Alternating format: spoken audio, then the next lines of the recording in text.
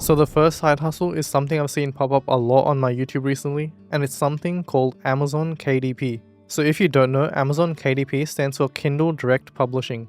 Basically, the idea is that you can upload your book as a PDF on Amazon, and then Amazon takes care of the printing of it. All you have to do is figure out the design and the content. Some people are making novels or really in-depth books about a specific topic, but a lot of people just make a simple book like a coloring book or a puzzle book that just takes them like a day or two to make, and they focus on quantity over quality. So the pros of this side hustle is that it's pretty simple to do. You just make a PDF and upload it on Amazon. The cons are that because it's so simple, there's a lot of competition.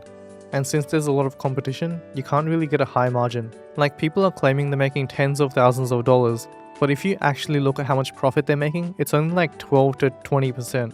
And most of the people I've seen do this don't really have a high profit margin. So like, if they have $25,000 in revenue, they only have like $3,000 in profit. And out of that $3,000, you have to pay taxes, business expenses, and literally everything else that's needed to run the business.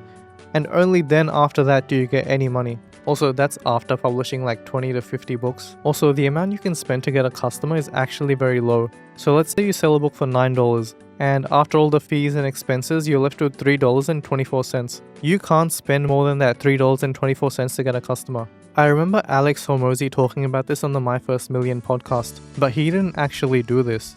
He invested in publishing.com, which helps people make money trying to do this. And that, I think, is a lot better business to be in, because it's like selling shovels in a gold rush versus actually mining the gold yourself. Dropshipping. So dropshipping was the first side hustle that got really popular. It's the ultimate dream. The manufacturer makes the product and ships it directly to the customer, and you make tons of money by being in the middle.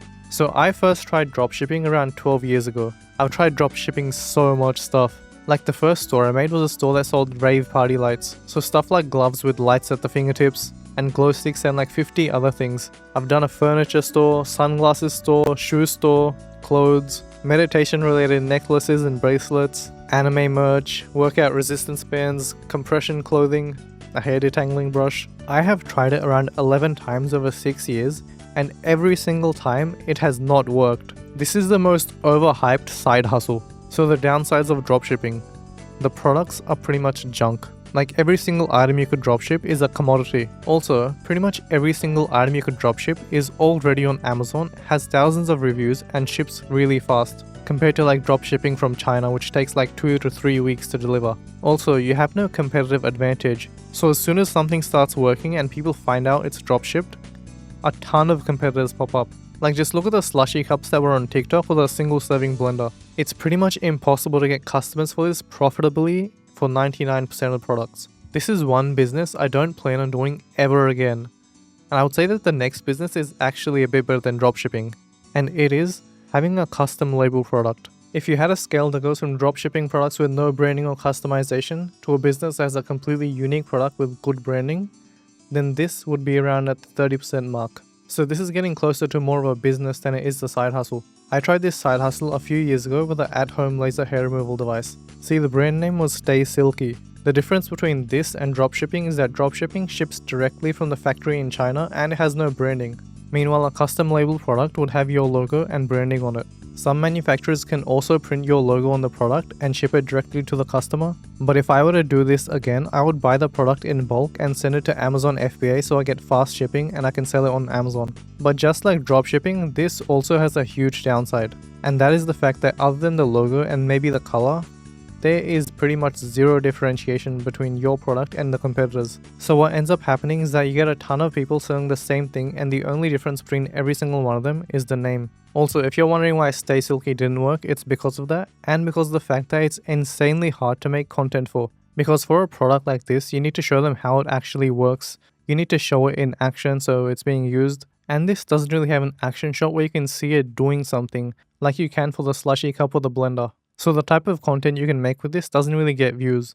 And if you don't get views, you don't get sales. Okay, next side hustle. Reselling from Amazon to eBay, or selling something on eBay from a cheaper eBay seller. So the idea behind this is exactly like dropshipping, but instead of selling it on your custom Shopify website, you sell it on Amazon, eBay, or Etsy. And when you do get an order, you just buy the product from a cheaper seller and put in the address of the customer who bought it from you. So I've actually made around $300 to $400 from this, but that was around 7 to 8 years ago. And the best-selling product was a charcoal teeth whitening paste and a teeth whitening kit. Also, there was this one random sale I got for a scope for a pew pew.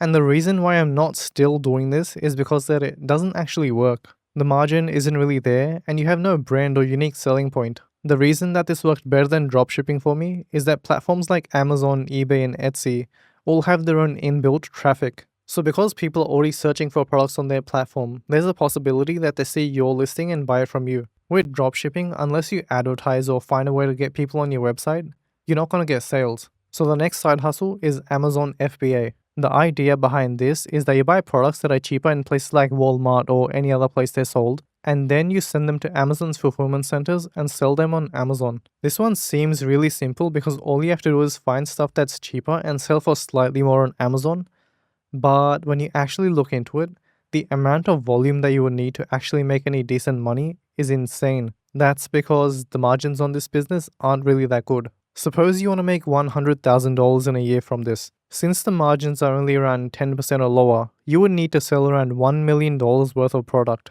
I saw a few videos of people actually doing this, and it seems like this is more of a full-time job than it is a side hustle, especially at the start when you're figuring stuff out and setting everything up. So this one is actually a lot harder than it initially seems. You have shipping costs, advertising costs, Amazon fees, plus there's competition from other sellers for the buy button as well. So you don't always have the buy button. Plus, a lot of your cash gets stuck in inventory. And if you want to grow the business, you need to keep that money invested into the business, so you can't really take it out. Also, the people that are doing this at the highest level buy stuff in bulk, get it sent to a prep center, and the prep center takes care of the packaging and the Amazon barcodes. So if you think you can just compete with like one or two products, you're not really going to make any money from this. Print on demand. So this is just like Amazon KDP, where you just upload your design and you can get it put on things like shirts, hats, mugs, and a bunch of other merch. And I would say, just like Amazon KDP, getting customers for this profitably is really hard. You need to have your products priced at around $30 to $40 to make any money at all. And to be honest, I don't think people are actually buying this type of stuff. Sure, there's probably people making good money from this, but to be honest, I don't really think that the demand for products from this category are really that high. Like, when was the last time you bought a custom printed t-shirt or any other print on demand merch from like a YouTuber or someone else? Okay, next is Instagram account. So having a meme account or an account that has things about a specific topic. The idea behind this is to get a few 100,000 followers and then charge brands to promote their stuff on your page. The upside of this side hustle is that you don't have to show your face, but the downside is that it's a pretty weak business. The brand value isn't that good, it's not really stable, and you can't really charge a high price to brands either. I'm guessing you can make around $2,000 in a good month or a bit higher, but I think most of the pages don't really make that much money. I've actually tried building up a page like this for my anime dropshipping store before, and I gotta say it's really hard to build a following on Instagram from scratch. If I were to try this again, I would probably end up buying a page that already has a good base and trying to build on that. Because to be honest, the 0 to 1 stage for this is kinda hell. Doing online surveys. Fun fact, the first ever money I made at the age of 14 was by doing online surveys. You see, I wanted these cool items on this game called MapleStory, but I didn't really have any money back then. So I searched how to make money online, and doing online surveys is what came up. I think I made around 50 cents per hour. There was also surveys that paid a lot better, and all you had to do was put in your phone number. So I started doing those, and then one day I get called into my dad's room and he's super pissed. He has the phone bill in his hand and he's like, "What is this? Why is this a $500 bill?" So it turns out that all those surveys cost like $5 each, and I ended up with like a $500 phone bill. So that was fun. Also, if you want to be approved for more surveys, they usually want a mid to late 20s person who lives with a partner and makes all the purchasing decisions. Next up is money making apps. So this is another thing like surveys. You can make some money, but the amount is usually less than like $50 a month. And it takes a ton of time, so I don't really think that this is the best use of time. Same thing with the next side hustle, which is make money watching videos. So the idea behind this was that you watch videos and you answer their survey questions. Like there's one called Lit where you watch videos and you comment and you get paid in Litecoin. But the thing is, with things like this, it takes like 18 hours to make one Litecoin, and one Litecoin is worth literally 80 cents. So it's pretty much a waste of time. Leasing your car. So using a company like Turo to lease your car to people. I think that this isn't really a good side hustle, since you actually need to have a car, which costs money to begin with. And I don't think that there's enough demand to make this consistently profitable. And every day it's not leased out, you're not making money. You also have to worry about the car getting damaged, insurance costs, cleaning costs, depreciation, cash flow, and a bunch of other things. I've seen a few people on YouTube try this side hustle out, and most of them eventually end up losing money or not really making anything. Car wrapping for ads. So if you have a car, you can get paid for putting ads on it. Like there's a company called Carvertise where you can apply for this, and based off this Reddit post someone did, they made around $900 for putting it on for 6 months, but it also ruined his paint and it seemed really annoying to deal with.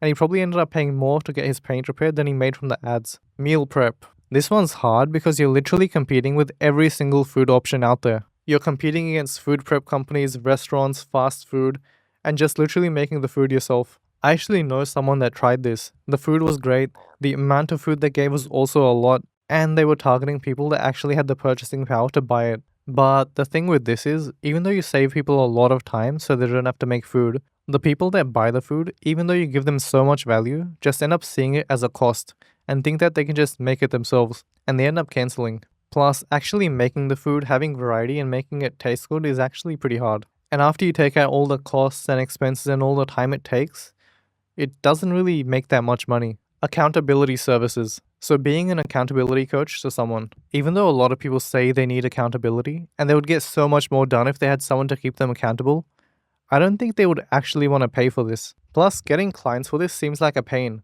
especially since you're targeting the people that, obviously need accountability. Vending machines.